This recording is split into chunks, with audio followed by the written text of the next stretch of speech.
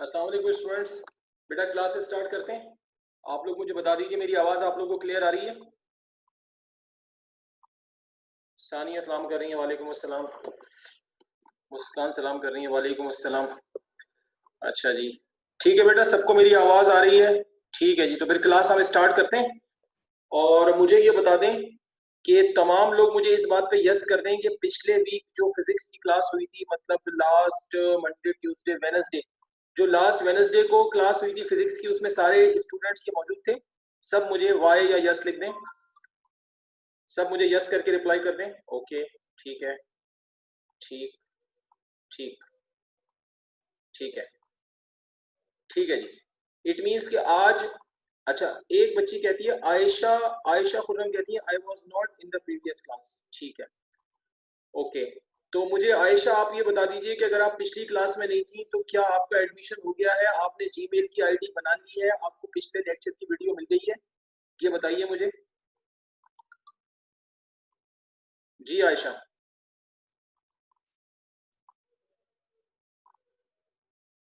I am waiting for your reply. Gmail ID बनाई है but video नहीं मिली। अच्छा निसार साहब, एक बच्ची है आयशा, आयशा खुर्रम नाम है इसका, फर्स्ट। अच्छा ठीक है, ठीक है, आज मिल जाएगी। ठीक है, अच्छा, जो एडमिनिस्ट्रेटर साहब हैं वो मेरे बराबर में बैठे हैं, सर निसार, तो वो कहते हैं कि आईडी आपकी सैटरडे को बनी है, तो वो कह रहे हैं कि इंशाल्लाह आज, या अगर आज नहीं तो कल आपको पिछले जो लेक्चर्स हैं वो, जो भी एक या दो लेक्चर हुए हैं तो उनकी आपको वीडियो अपलोड हो जाएगी। ठीक है, तो आप इनसे टच में रहिएगा ताकि आपको मिल जाए आज रात तक, वरना कल। ठीक है जी, चले, ओके। अच्छा भाई, हम क्लास स्टार्ट करते हैं।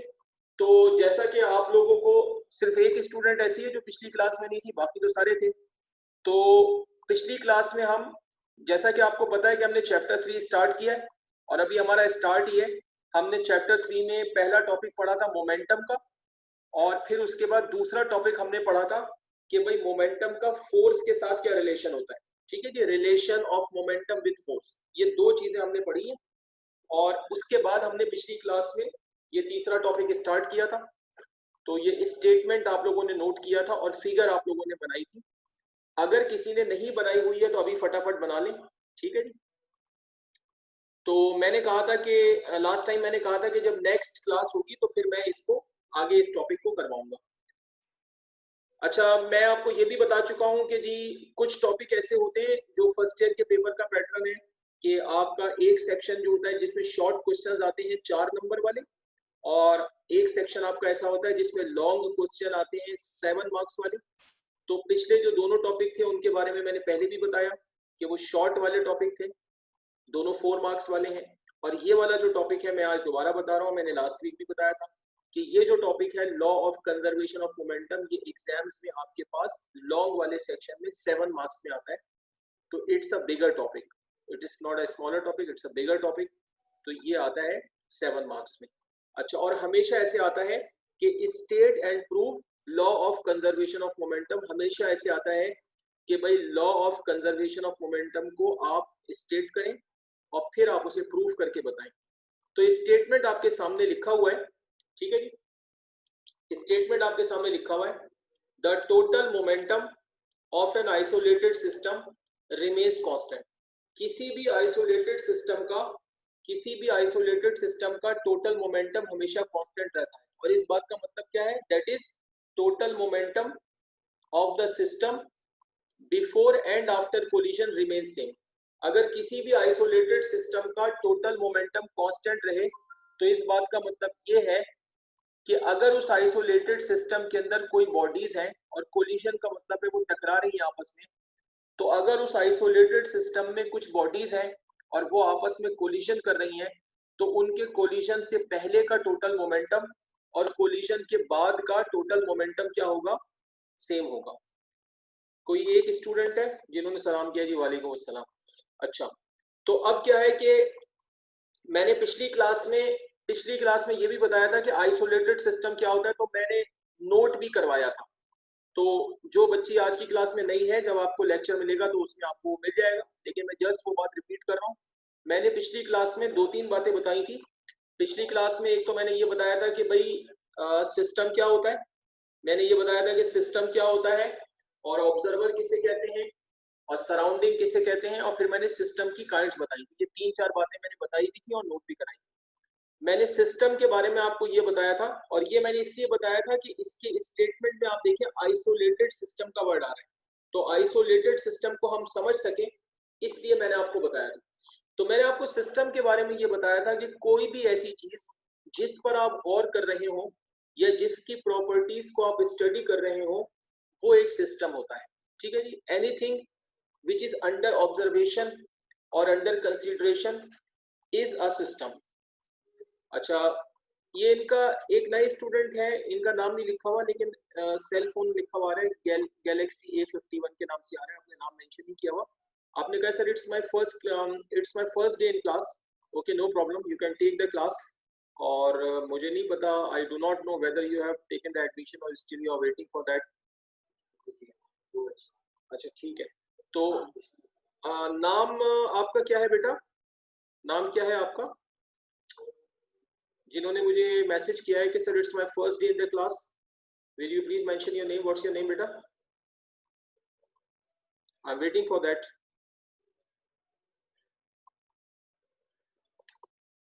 सर एडमिशन हैज डन, ठीक है, okay, but what's your name?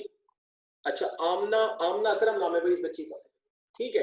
तो इनको भी इनकी जीमेल आईडी बनी है, नहीं बनी?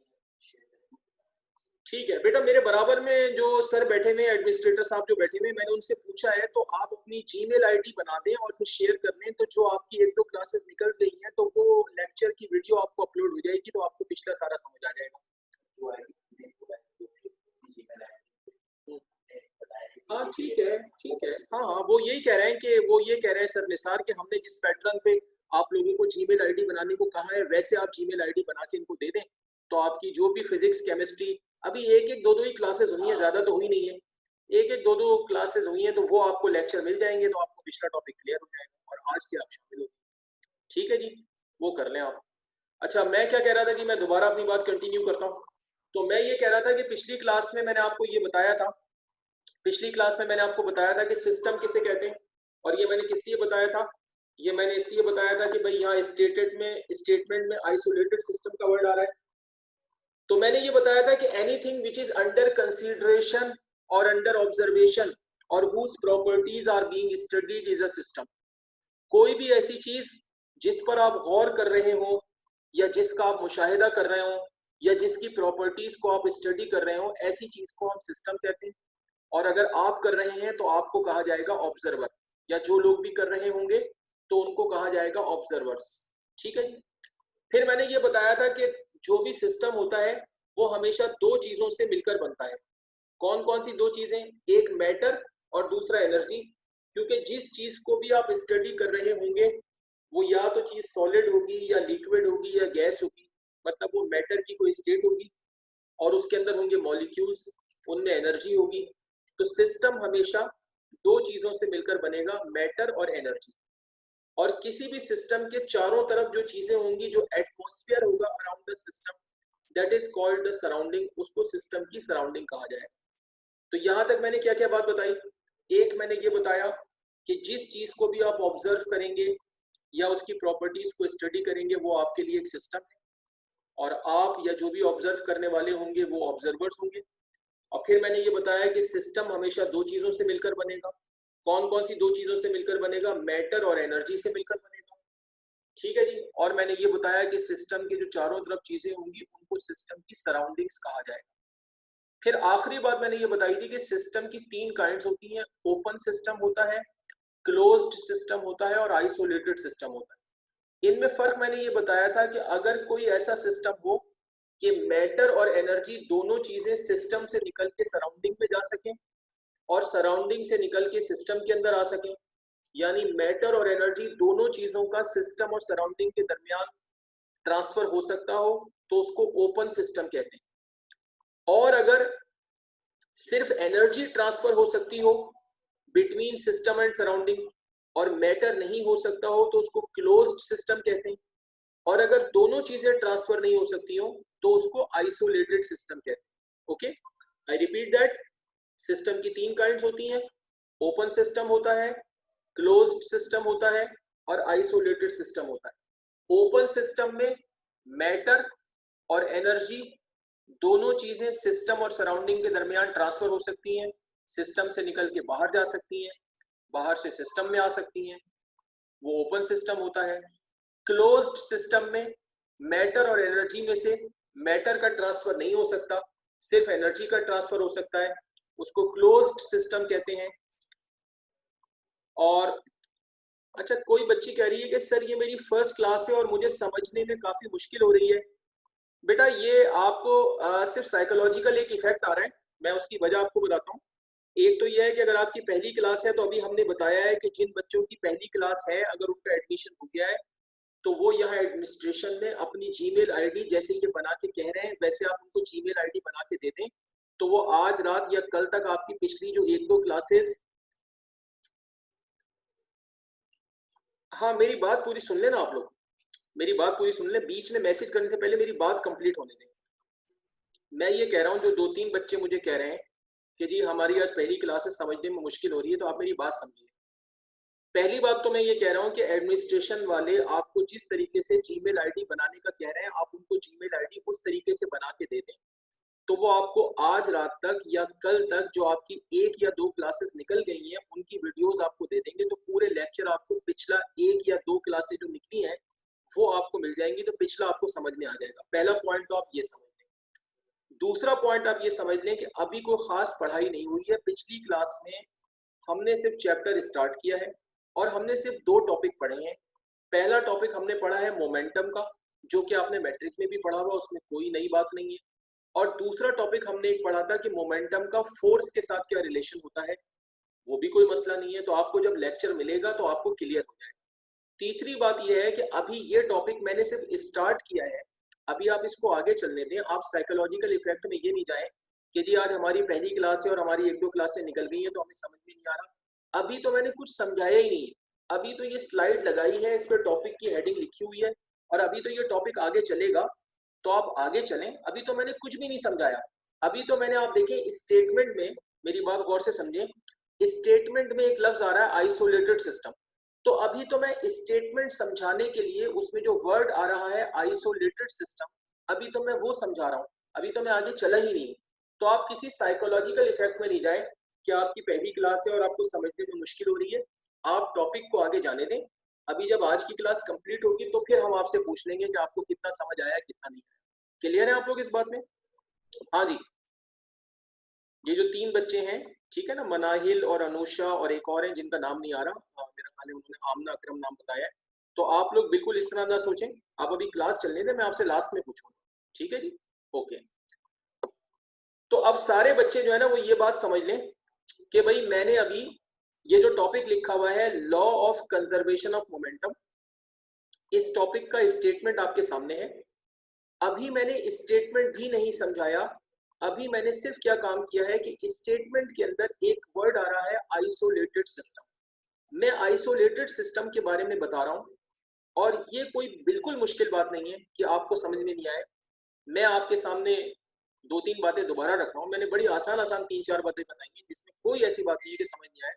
मैंने ये बताया पहला पॉइंट कि भाई सिस्टम क्या होता है, मैंने बताया भाई कोई भी ऐसी चीज जिस पर आप गौर कर रहे हो या जिसकी प्रॉपर्टीज को स्टडी कर रहे हो वो सिस्टम होता है, ठीक है।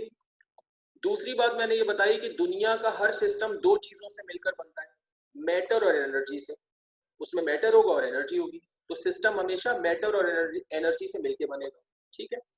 तीसरी बात मैंने ये बताई कि जो सिस्टम को ऑब्जर्व करने वाला होगा, एक इंसान हो या एक से ज्यादा इंसान हो, वो ऑब्जर्वर हो जाएंगे, ये भी आसान बात है।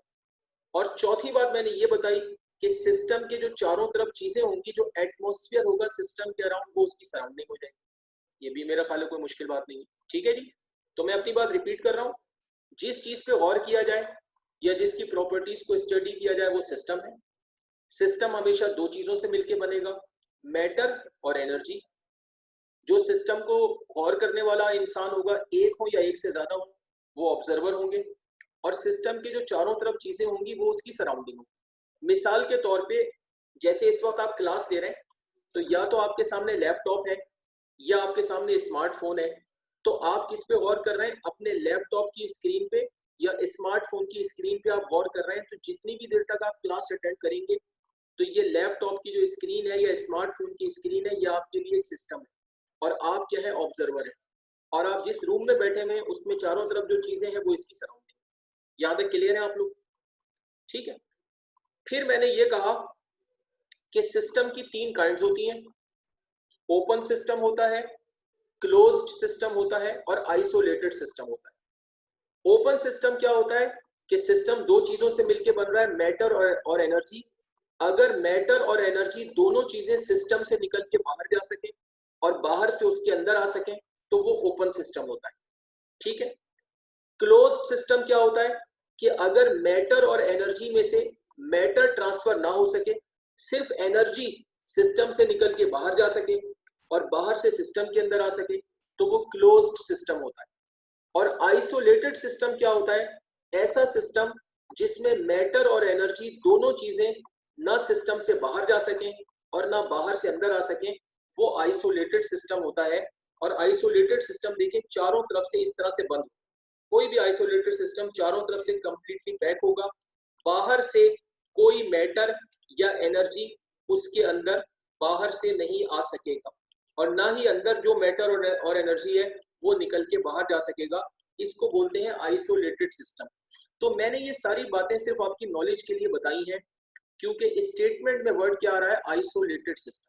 ठीक है जी। अब जो नए भी बच्चे हैं जो कह रहे थे हमें समझने में मुश्किल हो रही है, अब मुझे बताएं कि आपको यहां तक मेरी बात समझ आई कि सिस्टम क्या है। ठीक है जी, सिस्टम क्या है, ऑब्जर्वर क्या है, सराउंडिंग क्या है और सिस्टम की काइंड्स ओपन, क्लोज्ड और आइसोलेटेड, आपको समझ आ गया यहाँ तक? ठीक है। ठीक है जी, अब आप खुद कह रहे हैं समझ आ गया, तो आप बिल्कुल साइकोलॉजिकल इस चीज को निकालें कि आप पहले दिन समझ नहीं आ रहा, ये बात समझ आ गई। अब इस टॉपिक के स्टेटमेंट पे आ जाए। अब देखें जी, स्टेटमेंट क्या है law of conservation of momentum का? द टोटल मोमेंटम आपके सामने लिखा हुआ है, the total momentum of N isolated system remains constant. किसी भी आइसोलेटेड सिस्टम का टोटल मोमेंटम हमेशा कांस्टेंट रहता है। और इस बात का कांस्टेंट रहने का मतलब क्या है? इस बात का मतलब कि कांस्टेंट रहता है, इस बात का मतलब यह है कि अगर किसी आइसोलेटेड सिस्टम के अंदर कुछ बॉडीज होंगी, यानी कोई सिस्टम ऐसा होगा जो चारों तरफ से बंद होगा और उसके अंदर कुछ बॉडीज होंगी और वो मूव कर रही होंगी और उनके आपस में टकराने का चांस होगा। जैसे मिसाल के तौर पे आप कोई बॉक्स ले लें और उस बॉक्स के अंदर आप कुछ बॉल्स डाल दें और उस बॉक्स को बिल्कुल चारों तरफ से पैक बंद कर दें, अब वो एक आइसोलेटेड सिस्टम हो गया। अब अगर आप उस बॉक्स को हिलाएंगे तो उसके अंदर जो बॉल्स हैं या जो भी चीजें रखी हुई है वो आपस में टकराएंगी, उनमें कोलिजन हो जाएगा। तो स्टेटमेंट ये कहता है कि अगर किसी आइसोलेटेड सिस्टम के अंदर कुछ बॉडीज हो और उनका आपस में टकराने का चांस हो, कोलिजन करने का चांस हो, तो टोटल मोमेंटम बिफोर कोलिजन और total momentum after collision equal होगा। ये इस बात का मतलब है कि मोमेंटम कांस्टेंट रहेगा। तो अब सब लोग मुझे बताएं कि स्टेटमेंट समझ आ गया? हाँ जी, सब मुझे रिप्लाई करें कि स्टेटमेंट क्लियर है आपको? ठीक है, ओके, ठीक है। तो यहां तक तो बात क्लियर हो गई। ठीक है जी, स्टेटमेंट सबको समझ आ गया। अब इस स्टेटमेंट के मुताबिक नीचे मैथमेटिकल फॉर्म की हेडिंग लिखी हुई है और उसमें एक फिगर आपके सामने बनी हुई है। अब जरा हम उस फिगर को समझते हैं। ठीक है जी, अब हम उस फिगर को समझते हैं। जब मैं पूरी फिगर समझाऊंगा तो आप पहले समझेंगे और अगर आपके जहन में कोई सवाल होगा तो उसके बाद आप मुझसे क्वेश्चन कर लेंगे, लेकिन पहले आप मेरी पूरी बात समझें। जब तक मैं समझाऊंगा तो आप बीच में सवाल नहीं करेंगे, जब मैं समझा लूंगा तो उसके बाद अगर कोई सवाल होगा तो कर लेंगे, वरना मैं आपसे पूछ लूंगा। अब देखें, ये इसमें आपके सामने मैंने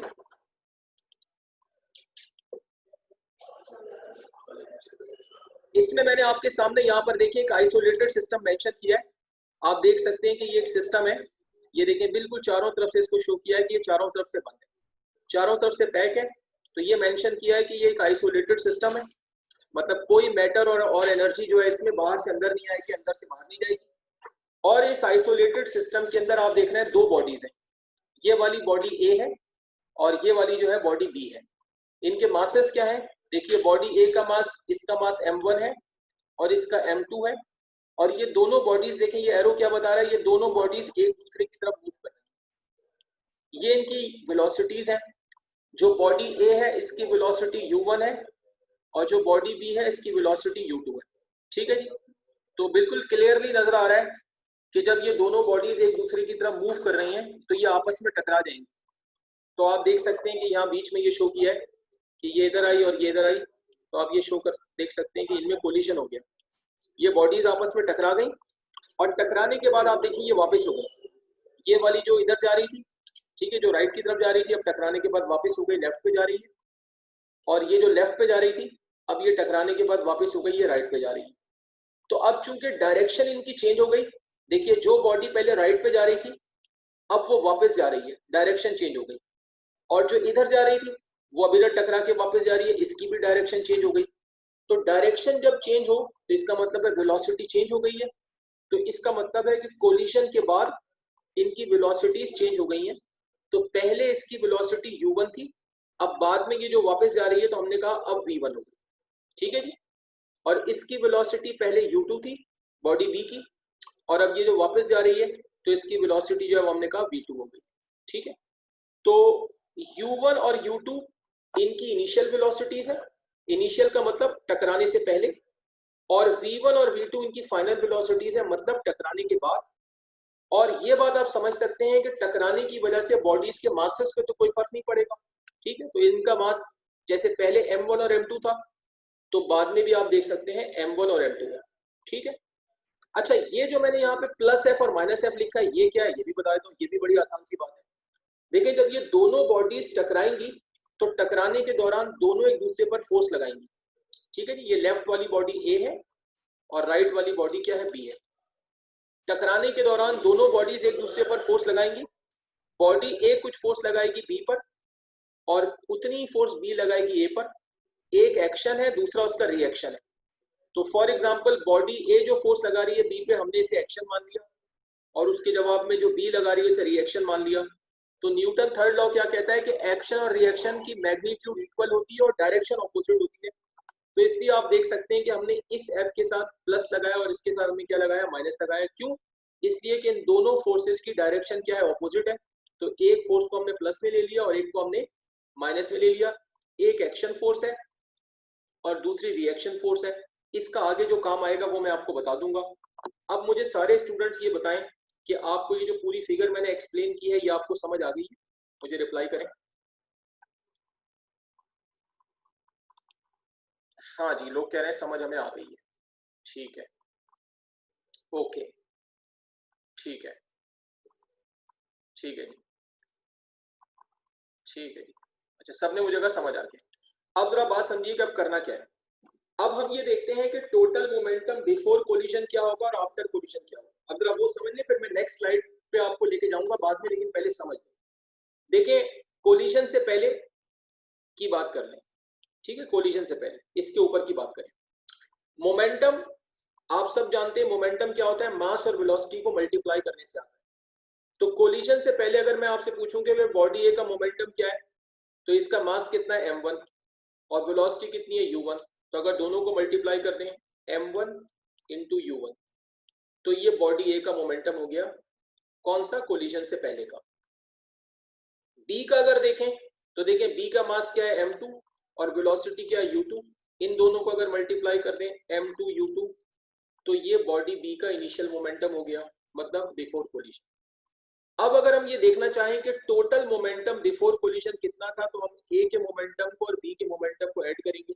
तो ए का भाई कितना है m1 u1 और बी का कितना है m2 u2।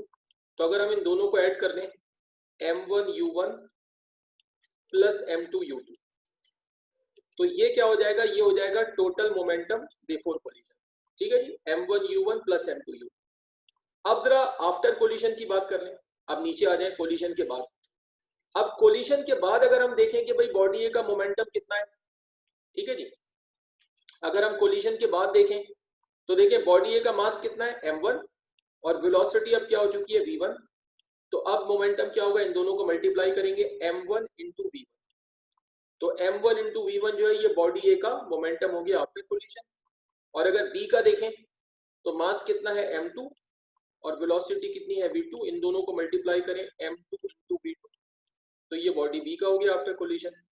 तो अगर टोटल मोमेंटम देखेंगे आफ्टर कोलिजन तो इन दोनों को ऐड कर देंगे, यानी m1 v1 plus m2 v2।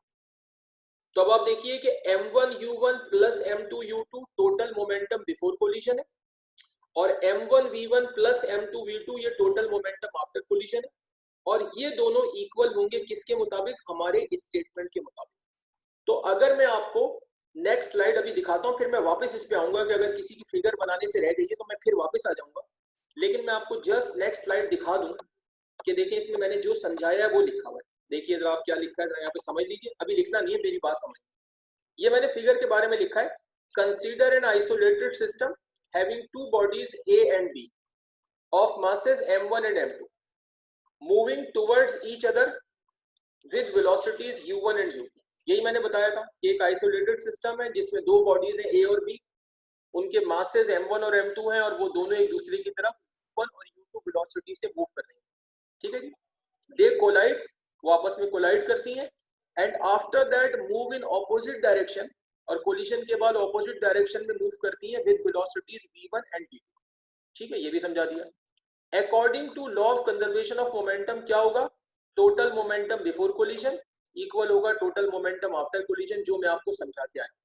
तो आप मुझे रिप्लाई करेंगे कि ये जो मैंने यहाँ मेंशन किया है ये आपको समझ में आया, बताएं जी मुझे। ठीक है जी, सब कह रहे हैं समझ में आ गया, ओके। तो अब ठीक है, बिल्कुल सही है। तो अब मैं आपको ये काम करने के लिए टाइम दूंगा, लेकिन उससे पहले मैं पिछली स्लाइड पे जा रहा हूँ। पिछली स्लाइड पे मैं इसलिए जा रहा हूँ कि अगर किसी को इस स्लाइड पे से कुछ नोट करना है, अगर किसी को इस स्लाइड पे से कुछ नोट करना है तो कर लें। जो बच्चे पिछली क्लास में थे वो ये स्लाइड नोट लास्ट वीक कर चुके थे, लेकिन अगर कोई आज नया आया है तो उसको मैं 2 मिनट देता हूँ, ज्यादा लंबा टाइम नहीं दूंगा क्योंकि बाकी लोग कर चुके हैं। तो आप ये नोट करें, फिर मैं अगली स्लाइड पे जाऊंगा। ठीक है जी, जो नए बच्चे आ जाएं उनको मैं जरा टाइम इस स्लाइड के लिए कम दूंगा, क्योंकि बाकी लोग उनकी वजह से वेट कर रहे हैं, क्योंकि बाकी लोग ये पहली स्लाइड वाला काम कर चुके हैं। तो जो नए वाले स्टूडेंट हैं वो जरा जल्दी कर लें, तो फिर हम अगली स्लाइड पे जाएंगे जहां तक मैंने आपको बता दिया।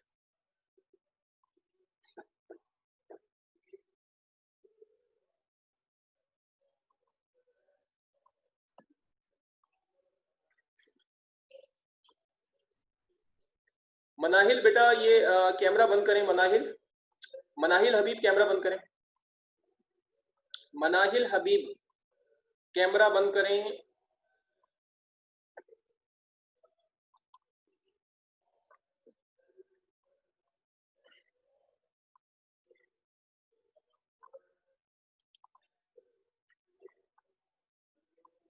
हाँ जी, अब लोग मुझे डन का मैसेज कर रहे हैं, तो फिर मैं आगे जाना चाह रहा हूँ। मुझे लोग डन का मैसेज कर रहे हैं कि कर लिया हमने सर, तो मैं आगे जा रहा हूँ। ठीक है जी, अगर कोई रह गया तो मुझे बता दें, नहीं तो मैं नेक्स्ट स्लाइड पे जा रहा हूँ। ठीक है जी, आगे जा रहा हूँ। ओके,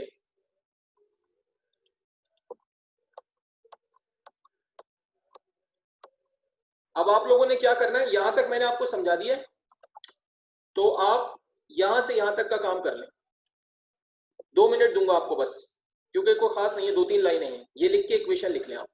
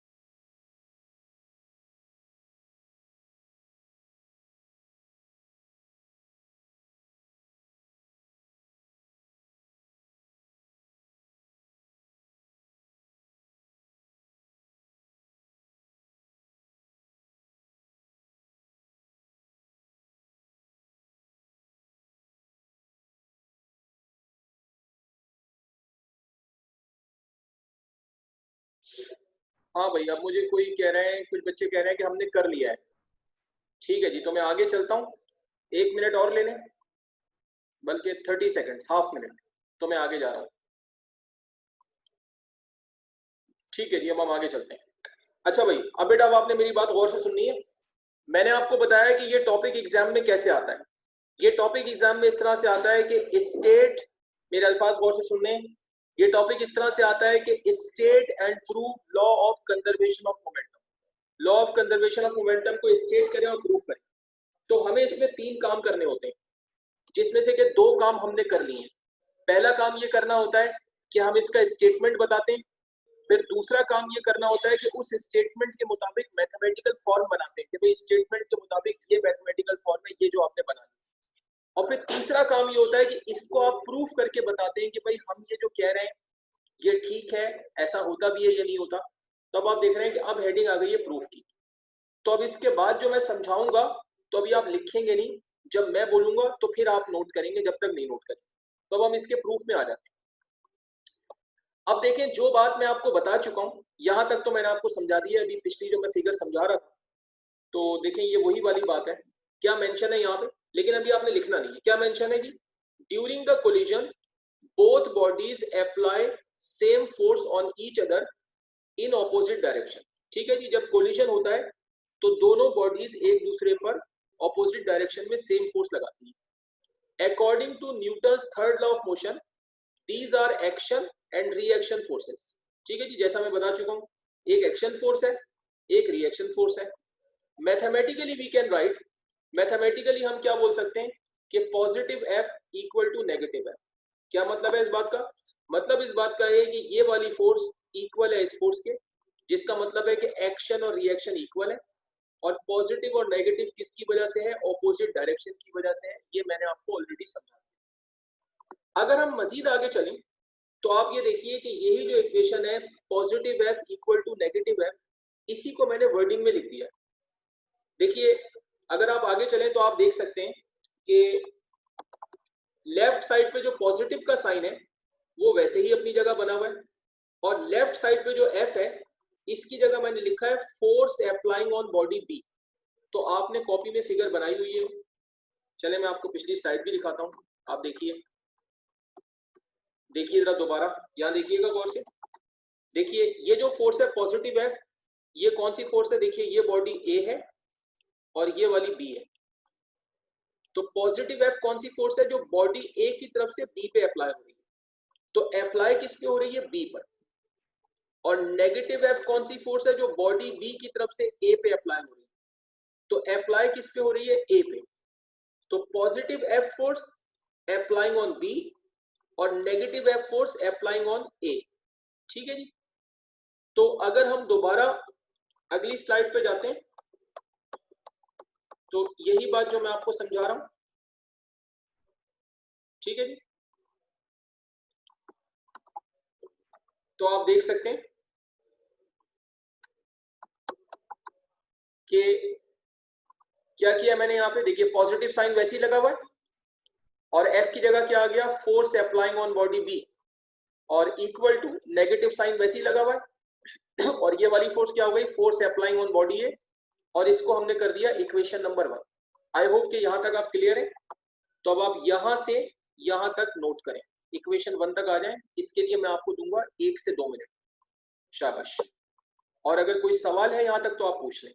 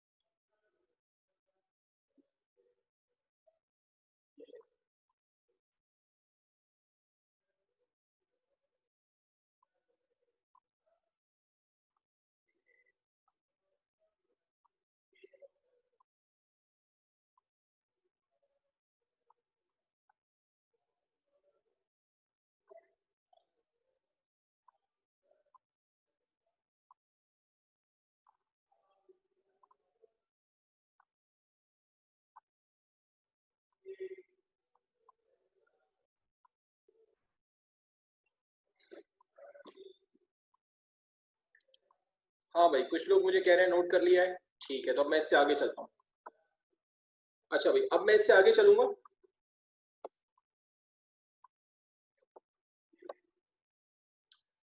अब अगली बात जो मैं बता रहा हूं, अब जरा वो सुनिए गौर से। इसके बाद यहां से लेके यहां तक जो मैंने मेंशन किया है, ये चीज मैं पिछली क्लास में ये टॉपिक पढ़ा चुका हूं। तो अब जो बच्चे आज क्लास में नए हैं वो मेरी बात सुन लें कि अगर मैं ये पिछली क्लास में पढ़ा भी चुका हूं तो वो आपको जब लेक्चर की वीडियो मिल जाएगी तो वो आपको सारा वैसे ही मिल जाएगा जैसे मैंने पिछली क्लास में कराया, तो आपको समझ आ जाएगा।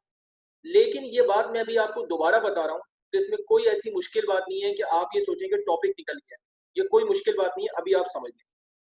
हमने पहला टॉपिक पढ़ा था मोमेंटम, और दूसरा टॉपिक हमने पढ़ा था, अभी तक हमने दो टॉपिक पढ़े बस, ये हमारा तीसरा चल रहा है।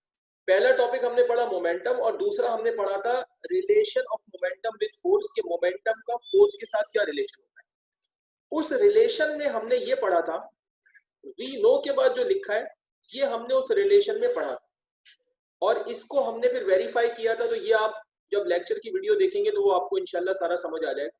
लेकिन अभी आप यहां गौर कीजिएगा, every external force applying on a body is equal to its rate of change in momentum। Momentum का फोर्स के साथ ये रिलेशन होता है कि every external force applying on a body, किसी भी बॉडी पर जो कोई फोर्स अप्लाई होती है वो इक्वल होती है उस बॉडी के rate of change in momentum. अब ये बहुत आसान बात है, जरा गौर से सुनिए। Rate of change in momentum का मतलब है कि अगर किसी बॉडी का मोमेंटम चेंज हो रहा हो तो उसका रेट निकाला जाए, और रेट निकालने का मतलब है कि ये देखा जाए कि किसी बॉडी का मोमेंटम 1 सेकंड में कितना चेंज हो रहा है। मेरे अल्फाज पे गौर कीजिएगा, I repeat my words. Rate of change in momentum का मतलब है कि अगर किसी बॉडी का मोमेंटम चेंज हो रहा हो तो ये देखा जाए कि उसका मोमेंटम 1 सेकंड में कितना चेंज हो रहा है। तो 1 सेकंड में किसी बॉडी का मोमेंटम जितना चेंज होता है उसको rate of change in momentum कहते हैं। और वो निकालने के लिए क्या किया जाता है कि जब किसी बॉडी का मोमेंटम चेंज हो रहा होता है तो उसे चेंज होने में कुछ टाइम लगता है, 2 सेकंड, 5 सेकंड, 2 मिनट, जो भी टाइम लगता है। तो वो मोमेंटम जितने टाइम में चेंज होता है तो बॉडी के चेंज इन मोमेंटम को उस टाइम से डिवाइड कर देते हैं, तो पता चल जाता है कि 1 सेकंड में कितना चेंज हुआ है, और उसको rate of change in momentum कहते हैं। ठीक है जी, कि अगर किसी बॉडी के चेंज इन मोमेंटम को टाइम से डिवाइड कर दिया जाए तो ये पता चलता है कि 1 सेकंड में मोमेंटम कितना चेंज हुआ, और वो बॉडी का rate of change in momentum कहलाता है। और दुनिया में किसी भी बॉडी पर जब भी कोई एक्सटर्नल फोर्स यानी बाहर से कोई फोर्स लगती है, या फोर्स भी कह सकते हैं, जब फोर्स लगती है तो वो फोर्स किसके इक्वल होती है, बॉडी के rate of change in momentum के।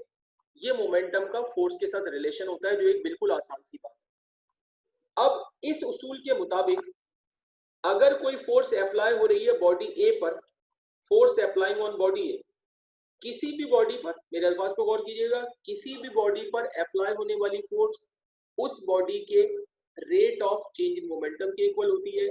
तो अगर कोई फोर्स अप्लाई हो रही है बॉडी ए पर तो वो इक्वल होगी rate of change in momentum of body A, और अगर कोई फोर्स अप्लाई हो रही है बॉडी बी पर तो वो इक्वल होगी rate of change in momentum of body B. तो हम इस चीज को इक्वेशन 1 में अभी पुट करेंगे। तो क्या होगा, देखिए लेफ्ट साइड पर आ रहा है force applying on body B. तो force applying on body B, force applying on body B किसके इक्वल होगी, rate of change in momentum of body B के। तो यहाँ लेफ्ट साइड पर force applying on body B की जगह हम ये रख देंगे, और राइट साइड पर आ रहा है फोर्स अप्लाइंग ऑन बॉडी ए। तो फोर्स अप्लाइंग ऑन बॉडी ए इसके इक्वल होगी, तो राइट साइड पर हम ये चीज रख देंगे। प्लस अपनी जगह लगा रहेगा, माइनस अपनी जगह लगा रहेगा, ये आपको अगली स्लाइड में दिखाई देगा। तो अब आप लोग यहां से यहां तक नोट कर लें, और जो बच्चे आज नए आए हैं वो बता दें कि उन्हें ये बात समझ आ गई है। हाँ जी, रिप्लाई कर दें मुझे। जी बेटा, मुझे रिप्लाई कर दें, जो नए वाले बच्चे हैं आज उनको समझ आ गई बात। अनुषा ने कहा यस समझ आ गया, और कोई बच्चा नया है तो वो भी मुझे बता दें। अच्छा, मनाहिल ने कहा नो सर। तो मनाहिल, आपको क्या बात समझ नहीं आई, आप मुझे जरा एक्सप्लेन कीजिए कि क्या बात समझ नहीं आई। आयशा ने भी कहा ठीक है, और सिर्फ 3-4 स्टूडेंट में से एक मनाहिल ने कहा कि मुझे समझ नहीं आया। मनाहिल, क्या समझ नहीं आया? मैंने ये बताया, अब मनाहिल आपके लिए मैं दोबारा बता रहा हूं, बाकी लोग नोट कर लें। मनाहिल, मैंने ये बताया आपके सामने स्लाइड पर जो लिखा हुआ है, तो हमने ये बताया आपको कि किसी भी बॉडी पर, आपने अल्फाज सुने गौर से। अच्छा, एक स्टूडेंट कह रही है, आमना कह रही है कि I want to ask a question. आप प्लीज पूछिए क्वेश्चन, पूछिए, सवाल पूछिए। जी बेटा, पूछे सवाल। मेरा ख्याल है आमना है ये स्टूडेंट जो कह रही है कि एक सवाल पूछना है।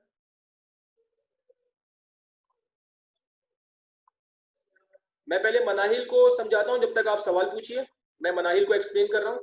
मनाहिल, यहां आपके सामने स्लाइड पर लिखा हुआ है कि फोर्स का मोमेंटम के साथ ये रिलेशन होता है कि जब भी किसी बॉडी पर कोई फोर्स लगती है, मेरी बात गौर से सुननी है, जब भी किसी बॉडी पर कोई फोर्स लगती है तो वो उस बॉडी के rate of change in momentum के इक्वल होती है।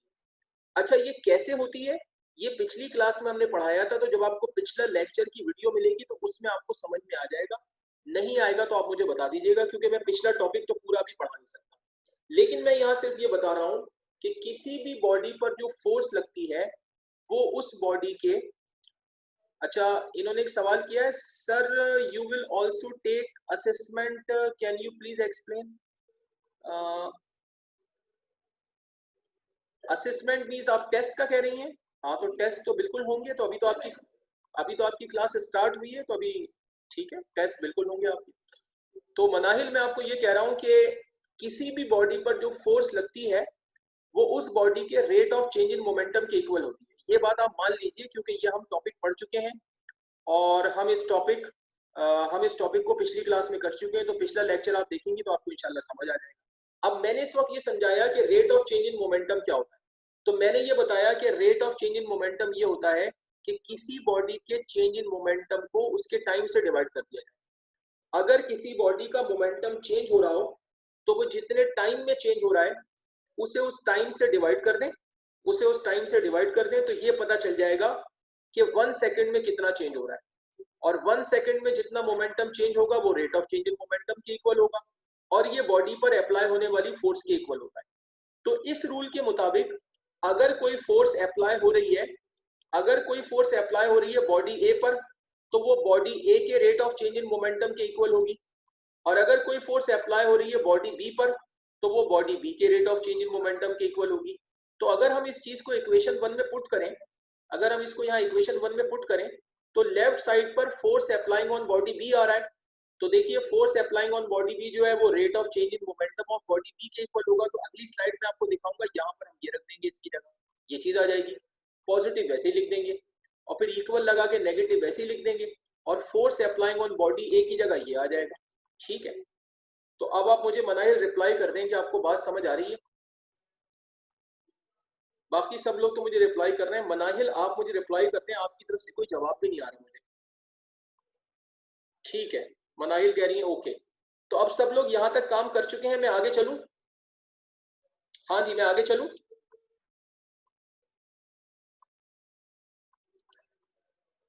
ठीक है, मैं आगे जा रहा हूं। ओके, अब मैं नेक्स्ट स्लाइड पे जाता हूं। तो आप देखिए कि जो मैंने बताया था, मैंने क्या बताया था लेफ्ट साइड पर। अब स्लाइड तो पीछे चली गई, लेकिन आपकी कॉपी में लिखा हुआ है। इक्वेशन 1 में जब पुट किया तो देखिए लेफ्ट साइड पर पॉजिटिव साइन वैसी लगी हुई है, और लेफ्ट साइड पर लिखा है force applying on body B. तो आप देख सकते हैं कि force applying on body B की जगह क्या आ गया, rate of change in momentum of body B equal to right side पे माइनस लगा हुआ है, और लिखा हुआ है फोर्स अप्लाइंग ऑन बॉडी है, उसकी जगह rate of change in momentum of body आ गया। एग्री करते हैं इस बात से? ठीक है। अच्छा, तो अगर आप एग्री करते हैं तो अभी आप नोट नहीं करेंगे, अभी आप समझ लेंगे उसके बाद लिखेंगे। ठीक है, अभी सब यहां समझते जाए। ओके, अब नेक्स्ट स्टेप देखें। अब अगले स्टेप में आप देखें क्या किया है, जो मैंने आपको बताया था। मैंने आपको क्या बताया था कि किसी भी बॉडी का, मेरे अल्फाज गौर से सुनिएगा, मैंने बताया था कि किसी भी बॉडी का rate of change in momentum निकालने के लिए उस बॉडी के चेंज इन मोमेंटम को टाइम से डिवाइड करते हैं। तो अब आप देखिए कि लेफ्ट साइड पर देखिए जो पॉजिटिव साइन है वो वैसे ही लगा हुआ है, और rate of change in momentum of body B की जगह क्या आ गया, change in momentum of body B divided by time. Body B के चेंज इन मोमेंटम को टाइम से डिवाइड करेंगे तो बी का rate of change in momentum आ जाएगा। इक्वल टू राइट साइड पे देखिए नेगेटिव साइन वैसे ही लगा हुआ है, और rate of change in momentum of body A की जगह क्या आया, change in momentum of body A divided by time. मतलब दोनों बॉडीज के चेंज इन मोमेंटम को टाइम से डिवाइड कर रहे हैं तो दोनों का रेट निकल जाएगा। लेफ्ट साइड पर पॉजिटिव साइन वैसे ही लगा हुआ है, राइट साइड पे नेगेटिव साइन वैसे ही लगा हुआ है। तो अब आप मुझे यहां तक ओके करें कि यहां तक सबको मेरी बात समझ आई? हाँ जी, सबको यहां तक मेरी बात समझ आई?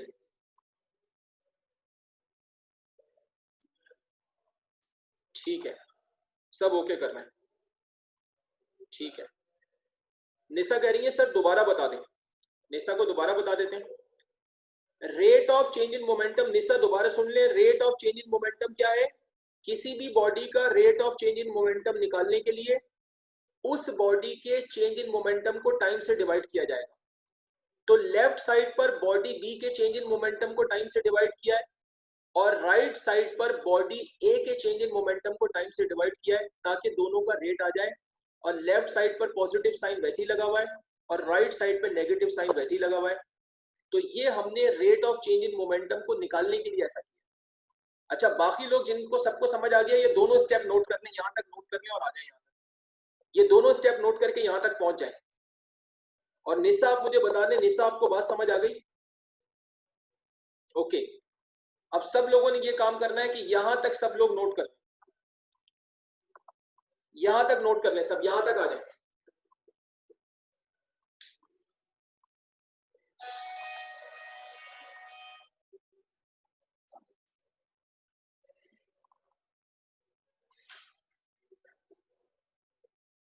ठीक है जी, सब लोग यहां तक पहुंच जाए। अच्छा, कहते हैं कर लिया। अच्छा जी, अब जरा समझते हैं, अब अगले स्टेप में आ जाए। अब नेक्स्ट स्टेप बड़ा इंपॉर्टेंट है, इसको जरा गौर से समझिएगा, सब समझिए गौर से जरा। ठीक है, नेक्स्ट स्टेप में मैंने क्या किया, सब जरा नेक्स्ट स्टेप देखिए। अभी लिखना नहीं है, पहले मेरी बात समझनी है। देखिए लेफ्ट साइड पर देखिए पॉजिटिव साइन वैसे ही लगा हुआ है। देखिए पॉजिटिव साइन जो है, ये मुझे कोई मैसेज कर रहे हैं, क्या कर रहे हैं? ठीक है, ओके। एक तो लोग कह रहे हैं वेट करें, तो वो लिखा हुआ है, आप लिख लें।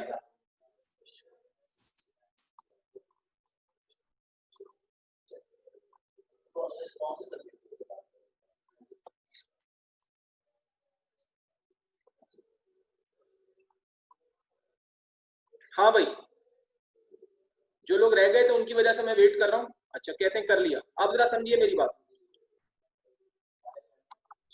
अब ये वाला स्टेप सबने समझना है भाई, इसको जरा गौर से समझेंगे सब।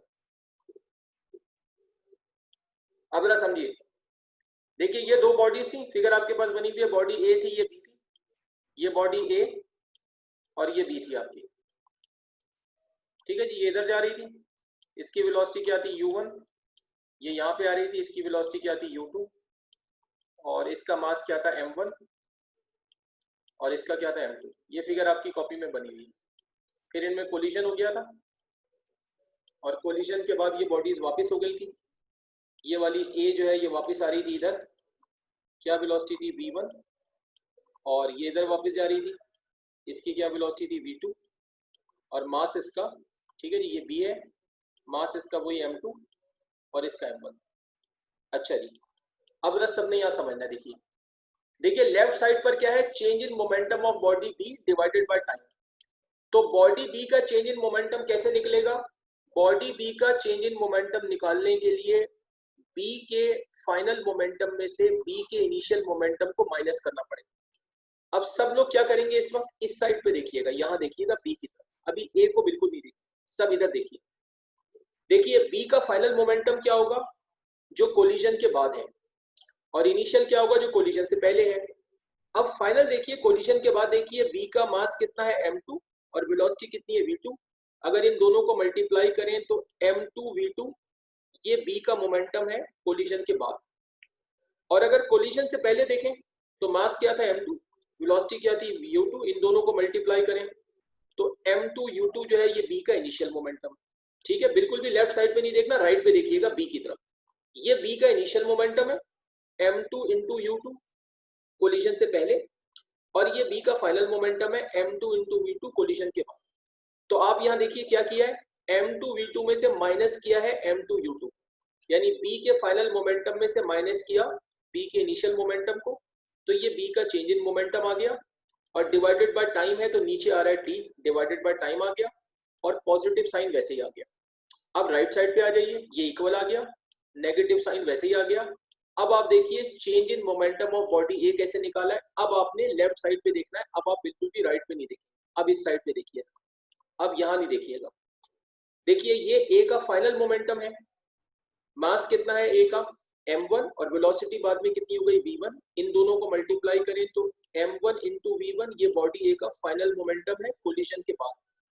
और कोलिजन से पहले देखें तो मास कितना है m1, वेलोसिटी कितनी है u1, इन दोनों को मल्टीप्लाई करें तो m1 into u1 ये ए का इनिशियल मोमेंटम है। तो ये देखिए ये ए का फाइनल मोमेंटम है और ये ए का इनिशियल मोमेंटम है। तो देखिए यहाँ पे हमने m1 v1 में से माइनस कर दिया m1 u1, यानी ए के फाइनल मोमेंटम में से इनिशियल मोमेंटम को माइनस किया और डिवाइडेड बाय टाइम आ गया। और फिर ये चूंकि दोनों साइड नीचे टाइम डिवाइड हो रहा था तो ये टी इस टी से हमने कैंसिल कर दिया, ये मैं बाद में अभी रीजन समझा दूंगा। लेकिन पहले आप मुझे बताएं कि जिस तरह मैंने मोमेंटम माइनस करके आपको बताए हैं वो समझ आ गया आपको? सब मुझे रिप्लाई करें, सबको बात समझ आ गई? ठीक है, आयशा कह रही है समझ आ गया, मुस्कान कह रही है समझ आ गया, जोहा कहती है समझ आ गया, Bushra yes, Anusha yes, Kinza yes, सबको समझ आ गई मेरी बात? ठीक है जी, ठीक है जी, सबने रिप्लाई किया कि समझ आ गया। ओके, निशा कहती है समझ आ गया। तो आप ये नोट कर लें और ये बताएं कि दोनों साइड पर टी डिवाइड हो रहा है, तो दोनों साइड पर टी डिवाइड हो रहा है, अगर कोई चीज दोनों साइड डिवाइड हो रही है तो वो कैंसिल हो जाती है। ये बात आपको समझ आती है आप लोगों को, या ये भी मैं आपको बता देता हूँ? देखिए अगर फर्ज करें कि मिसाल के तौर पे कहीं लिखा हुआ है for example x upon z और यहाँ लिखा हुआ है y अपॉन z, तो अगर कोई सेम चीज दोनों साइड डिवाइड हो रही है तो ये कैंसिल हो जाती है। वजह क्या है?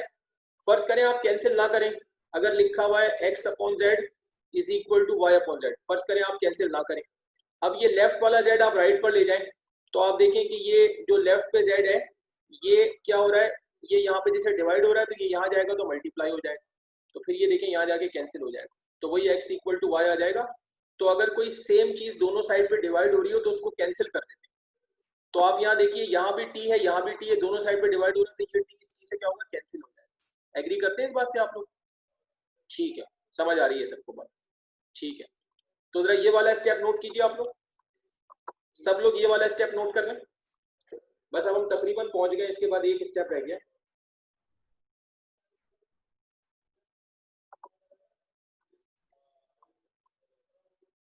इसके बाद अगले स्टेप में आप देख सकते हैं कि अगले स्टेप में क्या किया, इसके बाद अगले स्टेप में सिर्फ ये किया है कि दोनों साइड से देखें ये टी कैंसिल हो जाएगा।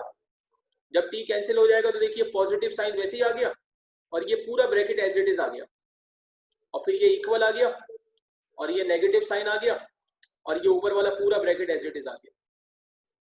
तो इसके अगले स्टेप में मैंने वैसे की वैसे ही कॉपी कर दिया बट टी को खत्म कर दिया। क्लियर है आप लोग इस बात में? अगला स्टेप देखिए, इसके अगले स्टेप में देखिए क्या किया है। अगले स्टेप में मैंने ब्रैकेट्स जो है ना वो ओपन कर दिए। अब ब्रैकेट्स कैसे ओपन किए? देखिए जब पॉजिटिव ब्रैकेट के बाहर अगर पॉजिटिव लिखा हो तो आपको पता है वो ब्रैकेट तो वैसे ही खुल जाता है, तो ये m2v2 माइनस m2u2 तो वैसे ही आ गया।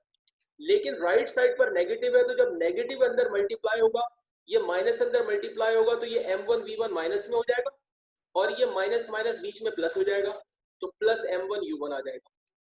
समझ आती है ये बात? यहां तक क्लियर है आप लोग? नोट करें यहां तक? ठीक है, सब यहां तक नोट कर लें।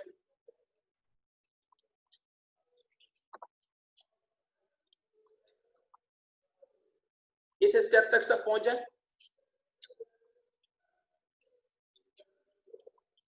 ठीक है जी, पहुंच गए। अब अगले स्टेप में चलते हैं। इसके बाद वाले स्टेप में मैंने क्या किया जरा ये भी समझ लें। इसके बाद वाले स्टेप में सिर्फ चीजों को मैंने लेफ्ट राइट पर इंटरचेंज किया। अब जरा ये देखिएगा, ये देखिए सब गौर से देखिए, यहाँ पे देखिए मैंने ये किया है, इधर देखिएगा गौर से, ये m2v2 जो लेफ्ट पे था ये वैसे ही लिखा हुआ है, और ये माइनस का m1 v1 है, इसको मैं लेफ्ट से राइट पर ले गया तो ये देखिए प्लस हो गया। तो ये माइनस m1 v1 को राइट से लेफ्ट पे ले गया हूं तो ये इधर जाके प्लस हो गया, और m2 v2 तो पहले से ही लिखा हुआ था। राइट साइड पर देखिए m1 u1 तो वैसा का वैसे ही है, और यहां से देखिए ये माइनस का m2 u2 है, तो ये लेफ्ट से राइट पर आया तो ये प्लस हो गया। तो क्या किया है मैंने, दोनों साइड से माइनस की वैल्यूज को इधर उधर कर दिया है। राइट साइड पे जो माइनस की वैल्यू थी उसको लेफ्ट पे ले गया हूं, और लेफ्ट साइड पे जो माइनस की वैल्यू थी उसको राइट पर ले गया। समझ आई ये बात आप लोगों को? हाँ जी, समझ आ गई ये बात? तो आप देख सकते हैं कि अब लेफ्ट पर क्या आ गया, और डॉक्टर साहब ये सही है। अब देखिए लेफ्ट पर क्या आ गया, m1 v1 plus m2 v2, और राइट पर क्या हो गया, m1 u1 plus m2 u2। आप ऐसे भी छोड़ सकते हैं, और अगर आप इंटरचेंज कर लें, ठीक है जी, अगर आप इसको इंटरचेंज कर लेते हैं, इंटरचेंज का मतलब है कि जी लेफ्ट और राइट की वैल्यूज को इंटरचेंजिंग द साइड्स का मतलब है कि आप क्या कर लें कि आप राइट वाली साइड को लेफ्ट पे ले आए और लेफ्ट वाली साइड को राइट पर ले जाएं। तो ये m1 u1 plus m2 u2 इधर आ गया लेफ्ट पे, और m1 v1 plus m2 v2 right पे चला गया। और आप देख सकते हैं कि ये आपका प्रूव हो गया, यही इक्वेशन थी जो हमें वेरीफाई करनी। यहाँ पर आके ये लॉ आपका कंप्लीट हो गया। तो अब आप मुझे बताएंगे सबको बात समझ आ गई? ठीक है जी, बस। तो जब आपका एग्जाम में ये टॉपिक आएगा, जब आपका एग्जाम में ये टॉपिक आएगा कि state and proof law of conservation of momentum, ठीक है सब बच्चे शाबाश, सब कह रहे हैं समझ आ गया। जब भी आपका टॉपिक आएगा यार, जब भी अंदर आ जाओ, जब भी आपका टॉपिक आएगा कि state and proof law of conservation of momentum, तो आपको जो आज की क्लास में मैंने कराया है स्टेटमेंट से चलना है, फिर मैथमेटिकल फॉर्म बनानी है, और इस तरह आपको इसको प्रूव करना है। ये टॉपिक लॉन्ग में आता है और ये 7 मार्क्स में आता है। जो 2-3 बच्चे आज नए आए हैं वो बिल्कुल परेशान नहीं हो, आज का देखिए मुझे समझ आ गया। इससे पहले सिर्फ 2 टॉपिक पढ़ाए गए हैं, वो लेक्चर आपको मिल जाएगा, आप उसको देख लीजिएगा तो समझ लें कि आप जैसे क्लास में बैठे हुए थे वो क्लास आपकी कंप्लीट हो जाएगी। और कुछ बच्चे कह रहे हैं yes but can be right, तो बेटा मैं तो आपको मुस्तकिल लिखने का टाइम दे रहा हूँ, मैं तो आपको लिखने का टाइम सबको दे रहा हूँ। मैं तो आपको पहले समझाता हूँ और उसके बाद मैं आपको कहता हूँ नोट कर लें, फिर जब आप कहते हैं हमने कर लिया तो मैं आगे चलता हूँ। ठीक है, तो अब आई होप कि आज का टॉपिक सबको क्लियर है और क्लास का टाइम भी खत्म हो गया है। अगर किसी के कोई स्टेप लिखने से रह गया है तो बस जल्दी से लिख लें, क्योंकि मेरी दूसरी क्लास अब स्टार्ट हो गई है, 5 बज चुके हैं। तो बाकी फिर इंशाल्लाह नेक्स्ट टॉपिक कल की क्लास में होगा, कल हम आगे चलेंगे। ठीक है जी, तो जो बच्चे काम कर चुके हैं यहाँ तक वो बिल्कुल लीव कर सकते हैं, और अगर कोई रह गया तो जल्दी से लिख लें, क्योंकि इसके बाद फिर मैं इसको बंद कर रहा हूँ। ठीक है जी, ओके, अल्लाह हाफिज।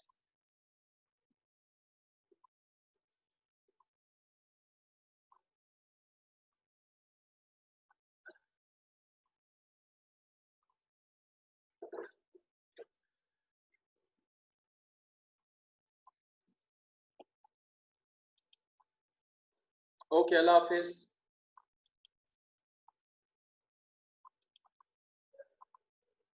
अल्लाह हाफिज।